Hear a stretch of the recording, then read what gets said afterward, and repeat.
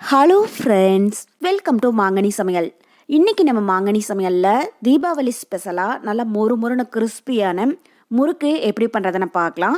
So இந்த முறுக்கு பண்ணுறதுக்கு மாவு அரைச்சி கஷ்டப்படணும் அப்படிங்கிறது கிடையாது. கடையில் வாங்கின மாவை வச்சு தான் இன்றைக்கி செஞ்சு காட்ட போகிறேன்.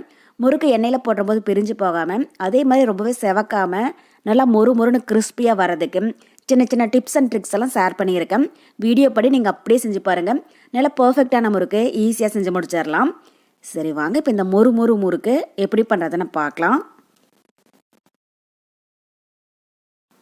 முறுக்கு பண்ணுறதுக்கு ஃபஸ்ட்டு நம்ம மாவு பிசைஞ்சு எடுத்துக்கலாம். இப்போ அதுக்கு ஒரு மிக்சிங் பவுலில் 2 கப் அளவுக்கு இடியாப்பம் மாவு சேர்த்துக்கோங்க. ஸோ நீங்கள் வீட்டில் இருக்கிற ஏதாவது ஒரு கப் ஆகட்டும், டம்ளர் ஆகட்டும், எதில் வேணாலும் மாவு அளந்து எடுத்துக்கோங்க. எந்த கப்பில் மாவு அளந்து எடுக்கிறீங்களோ அதே கப்பில் தான் எல்லா பொருளுமே அளந்து சேர்க்கணும். அப்போ தான் முறுக்கு வந்து நல்லா கிறிஸ்பியாக இருக்கும். இன்றைக்கி நான் கடையில் வாங்கின இடியாப்பம் மாவு தான் யூஸ் பண்ணியிருக்கேன். நீங்கள் கடையில் வாங்கினது இல்லைன்னா வீட்டில் அரைச்சது ரெண்டுலையும் எது வேணாலும் பயன்படுத்திக்கோங்க. இடியாப்ப மாவுக்கு பதில் நம்ம கொழுக்கட்டை மாவு இல்லைன்னா பச்சரிசி மாவு கூட யூஸ் பண்ணலாம்.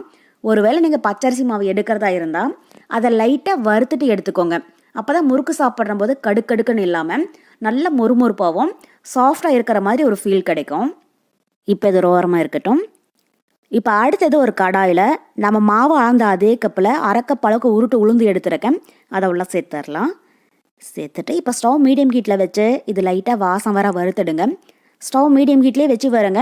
அப்போ தான் இது கரிஞ்சிடாமல் ஒரே மாதிரி நல்லா வறுபடும். ரொம்பவே காரமாறிடக்கூடாது, ஜஸ்ட் லைட்டாக பொன்னிறமாச்சுன்னா போதும். இப்போ பாருங்கள், உளுந்து நல்லா வறுபட்டு நல்ல ஸ்மெல் வருது. ரொம்பவே காரமாறிடக்கூடாது, உங்களுக்கு பார்க்குற போதே தெரியும். இந்த அளவுக்கு லைட்டாக பொன்னிறமாச்சுன்னா போதும். இப்போ இதில் 1 கப் அளவுக்கு பொட்டுக்கடலை சேர்த்துக்கோங்க. சேர்த்துட்டு இதை லைட்டாக வறுத்துடுங்க. பொட்டுக்கடலை சேர்த்துட்டு அதிக நேரம் வறுக்கக்கூடாது. இது லைட்டாக சூடாகிற அளவுக்கு வறுத்திங்கன்னா போதும்.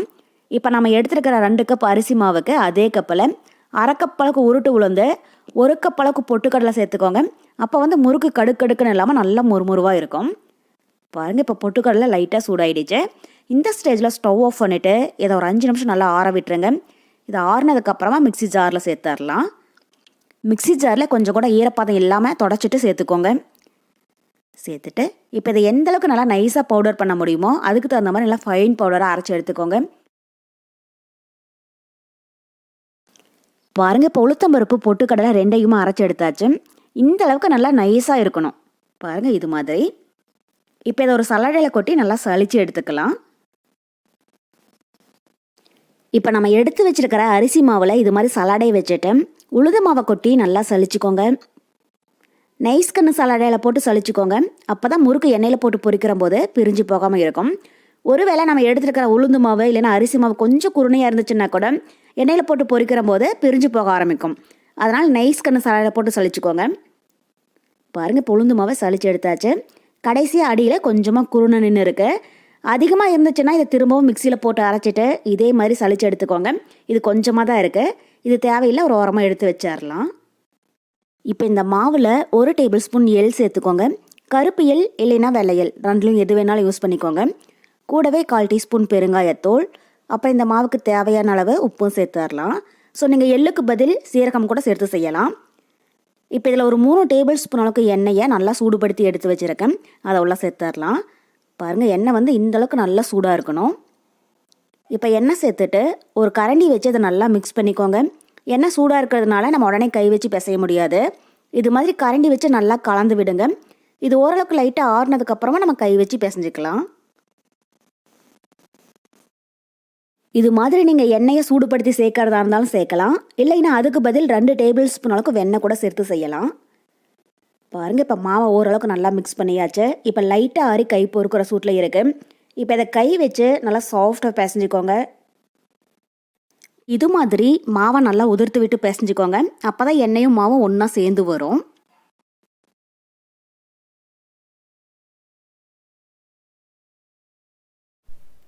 இப்போ பாருங்கள், ஒரு 3 நிமிஷம் போல் மாவை நல்லா மிக்ஸ் பண்ணியாச்சு.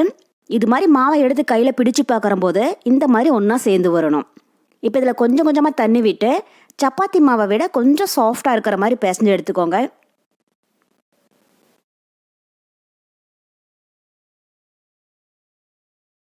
ஸோ தண்ணி வந்து ஃபஸ்ட்டு நிறைய சேர்த்துடாதீங்க. இது மாதிரி கொஞ்சம் கொஞ்சமாக சேர்த்து பிசைஞ்சுக்கோங்க. அப்போ தான் மாவு வந்து கரெக்டான பதத்தில் கிடைக்கும். பாருங்கள், இப்போ முறுக்குக்கு மாவு பிசைஞ்சாச்சு. மாவோடைய பதம் உங்களுக்கு பார்க்குற போது தெரியும். சப்பாத்தி மாவை விட இந்த அளவுக்கு கொஞ்சம் சாஃப்டாக இருக்கணும். ஒருவேளை ரொம்பவே கெட்டியாக இருந்தாலும் கொஞ்சமாக தண்ணி தெளித்து பிசைஞ்சுக்கோங்க. ரொம்பவே இணக்கமாக இருந்தாலும் கொஞ்சம் மாவு போட்டு பிசைஞ்சிங்க அப்படின்னா சரியாக போயிடும். இப்போ இந்த மாவை கையில் தொட்டு பார்க்குற போது விரல் வந்து சாஃப்டாக பதியணும். அதே மாதிரி கையில் கொஞ்சம் கூட ஒட்டாமலும் இருக்கணும். இப்போ அடுத்தது இதை நம்ம முறுக்கு படியில் சேர்த்துடலாம். இப்போ முறுக்கு படியில் கொஞ்சமாக எண்ணெய் தடவிக்கோங்க. அப்போ தான் முறுக்கு பிழிகிறதுக்கு ஈஸியாக இருக்கும். மாவு வந்து முறுக்கு படியில் ஒட்டாமலும் வரும்.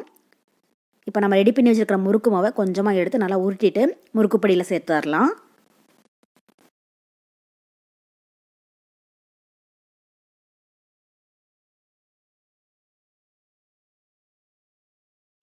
முறுக்கு படியில் மாவு நிறைய சேர்த்துடாதீங்க. முறுக்கு பிழிகிறதுக்கு சிரமமாக இருக்கும். பாருங்கள், இது மாதிரி முக்கால்வாசி இருக்கிற மாதிரி சேர்த்திங்கன்னா போதும். இப்போ லைட்டாக இதை பிழிஞ்சு பார்த்தீங்க அப்படின்னா மாவு வந்து ஒரே மாதிரி ஈஸியாக இறங்கணும். ஒருவேளை ரொம்பவே கெட்டியாக இருந்துச்சுன்னா கொஞ்சமாக தண்ணி தெளித்து பிசைஞ்சுக்கோங்க. இது வந்து நமக்கு கரெக்டாக இருக்குது. பாருங்கள், இந்த அளவுக்கு இருக்கணும். இப்போ மேதிருக்கிற மாவை ஒரு மூடி போட்டு மூடி வச்சுடுங்க. அப்போ தான் மாவு வந்து காயாமல் இருக்கும். இப்போ அடுத்தது நம்ம முறுக்கு பிழிஞ்சு எடுத்துக்கலாம். அதுக்கு சின்னதாக ஒரு பிளேட்டை கவிழ்த்திட்டு இதில் கொஞ்சமாக எண்ணெய் தடவிக்கோங்க. அப்போ தான் நம்ம முறுக்கு பிழிஞ்சிட்டு எடுக்கிற போது ஒட்டாமல் வரும். இப்போ நம்ம முறுக்கு பிழிஞ்சிடலாம். உங்களுக்கு எந்த சைஸில் முறுக்கு வேணுமோ அதுக்கு தகுந்த மாதிரி பிழிஞ்சுக்கோங்க. 2 அல்லது 3 சுற்று இது மாதிரி விட்டிங்கன்னா போதும். ரொம்பவே மொத்தமாக இருந்துச்சுன்னா பொரியறதுக்கு அதிக டைம் எடுத்துக்கும். ஒரு சில டைம் உள்ளே கொஞ்சம் நமுத்து போன மாதிரி இருக்கும். பாருங்கள், இது மாதிரி பிழிஞ்சிட்டு அந்த எட்ஜஸ் இது மாதிரி ப்ரெஸ் பண்ணி விட்டுருங்க. அப்போ தான் நம்ம எண்ணெயில் போட்டு பொரிக்கிற போது பிரிஞ்சு போகாமல் இருக்கும். இப்போ இதை நம்ம எண்ணெயில் சேர்த்துடலாம். இது மாதிரி 2-3 முறுக்கு ஒரு பிளேட்டில் பிழிஞ்சு எடுத்து வச்சுக்கிட்டு அதுக்கப்புறமா எண்ணெயில் சேர்த்து பொரிச்சிங்க அப்படின்னா நமக்கு டக்குன்னு வேலை முடிஞ்சிடும். இப்போ அடுத்தது அரிக்கரண்டியில் முறுக்கு பிழிஞ்சிடலாம். அதுக்கு அரிக்கரண்டிக்கு பேக் சைடில் கொஞ்சமாக எண்ணெய் தடவிட்டு பாருங்கள், இது மாதிரி முறுக்கு பிழிஞ்சுக்கோங்க. நீங்கள் பிகினர்ஸாக இருந்தீங்க அப்படின்னா பிளேட்டில் முறுக்கு பிழிஞ்சிட்டு எடுத்து எண்ணெயில் போடும்போது ஒரு சில டைமில் எண்ணெய் வந்து கையில் தெறிக்க ஆரம்பிக்கும். இது மாதிரி அரிக்கரண்டியில் முறுக்கு பிழிஞ்சு எடுத்து போடும்போது கொஞ்சம் கூட எண்ணெய் கையில் எதுவும் தெரிக்காது. இப்போ இதை எண்ணெயில் சேர்த்துடலாம். இப்போ கடாயில் முறுக்கு பொரியிற அளவுக்கு எண்ணெய் விட்டு சூடுபடுத்திக்கோங்க. எண்ணெய் சூடாயிடுச்சான்னு பார்க்கறதுக்கு கொஞ்சமாக மாவு உள்ளே போட்டிங்கன்னா இது மாதிரி உடனே பொரிஞ்சு மேலே வரணும். பாருங்கள், இப்போ எண்ணெய் நல்லா சூடாக இருக்குது. இப்போ நம்ம ரெடி பண்ணி வச்சுருக்கிற முறுக்கை ஒன்று ஒன்றா உள்ளே சேர்த்துடலாம். எண்ணெய் எந்த அளவுக்கு பிடிக்குதோ அதுக்கு தகுந்த மாதிரி சேர்த்துக்கோங்க. இப்போ வந்து ஸ்டவ் ஹை ஃப்ளேமில் இருக்கட்டும். முறுக்கு ஓரளவுக்கு லைட்டாக பொரிஞ்சதுக்கப்புறமா மீடியம் ஹீட்டில் வச்சிடலாம். இப்போ முறுக்கை எண்ணெயில் போட்டதும் இதை உடனே திருப்பி விட்டுறாதீங்க. இது மாதிரி ஒரு சைடு லைட்டாக பொரிஞ்சு அந்த சலசலப்பெல்லாம் அடங்கினதுக்கு அப்புறமா இதை அடுத்த சைடு திருப்பி போட்டுடலாம். 2 சைடும் நல்லா பொரிஞ்சு லைட்டாக பொன்னிறமானதும் வெளியில் எடுத்துடலாம். இது மாதிரி அப்பப்போ லைட்டாக கலந்து விட்டுட்டே இருங்க. அப்போ தான் சுற்றியுமே நல்லா கிறிஸ்பியாக பொரிஞ்சு வரும். பாருங்கள், இப்போ ஃபஸ்ட்டே போட்ட முறுக்கு நல்லா பொரிஞ்சு அந்த சலசலப்பு அடங்கிடுச்சு. இப்போ இதை வெளியில் எடுத்துடலாம். முறுக்கை ரொம்பவே காரமாராக விட்டுடாதீங்க. இது வெளியில் எடுத்ததுக்கப்புறமா அந்த சூட்லேயும் இன்னும் நல்லா பொரிஞ்சு லைட்டாக கார் வரும். இப்போவே ரொம்பவே காரமாக விட்டுட்டிங்க அப்படின்னா இது வெளியில் எடுத்ததுக்கப்புறமா ரொம்பவே சிவந்து முறுக்கு சாப்பிட்ற போது கடுக்கடுக்குன்னு இருக்கிற மாதிரி இருக்கும்.